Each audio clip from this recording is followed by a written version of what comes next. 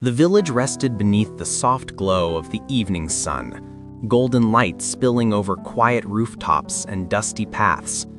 Every evening, Arya walked to the same hill where her father once sat beside her, telling stories about courage, honor, and truth. The hill overlooked the whole valley, peaceful, timeless, and silent. But this evening was different. The air was heavier, her heart beat louder. She wasn't there to remember her father's stories. She was there to end one. 5 years ago, her father, the village blacksmith, was accused of stealing silver from the merchant Damon. The entire village had turned against him. The merchant's words carried power, and lies from a rich man's mouth were treated as truth. They took everything from her father: his shop, his name, and finally his life.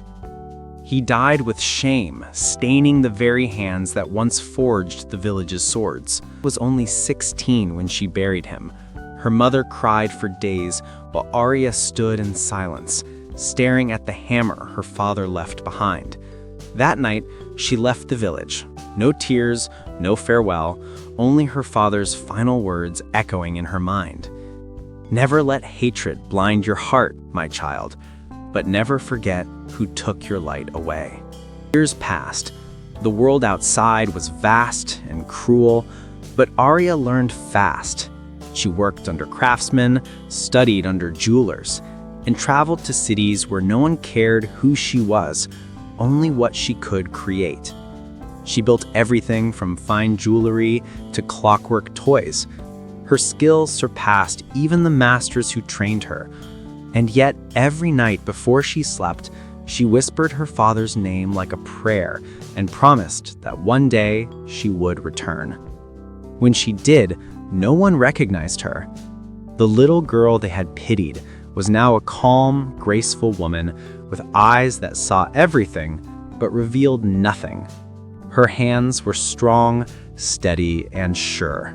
The hands of someone who had built her own destiny piece by piece. She set up a small workshop at the edge of the village. Within days, people gathered, curious about the stranger who crafted such exquisite objects. Even Damon, older now but still as arrogant as ever, couldn't resist the temptation. He visited her shop, draped in fine silk, his rings glinting like poison in sunlight. He said, pretending to smile, "Perhaps you can make something worthy of a man like me." Arya bowed slightly. "Of course, sir. I'll craft something timeless, something that will mark your every moment."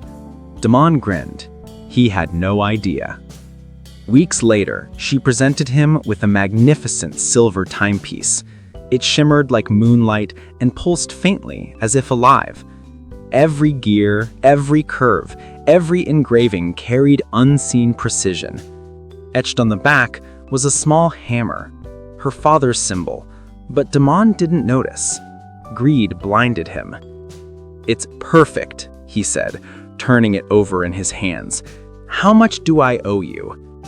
Arya smiled faintly. "Just wear it every night. That will be enough." That night, as the clock struck midnight, Damon awoke to a faint ticking. But it wasn't coming from the clock on his desk.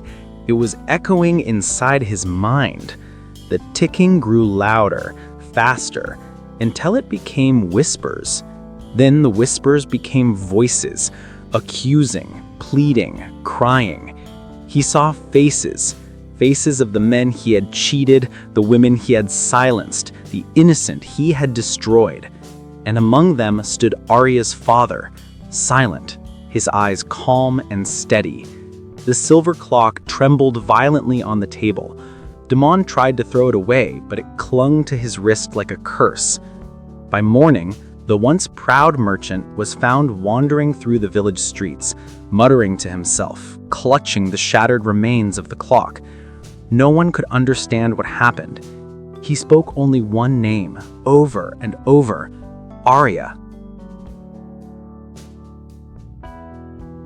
When the villagers came to her workshop, their faces were full of fear and awe.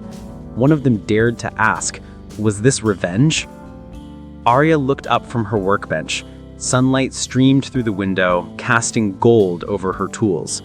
She gently placed her hammer down, the same one her father had used years ago. She said softly, her voice steady, "No, it was remembrance." She closed her workshop that day and walked up the stone path leading to the hill where her father once sat. The sun was setting again, painting the world in fire and gold.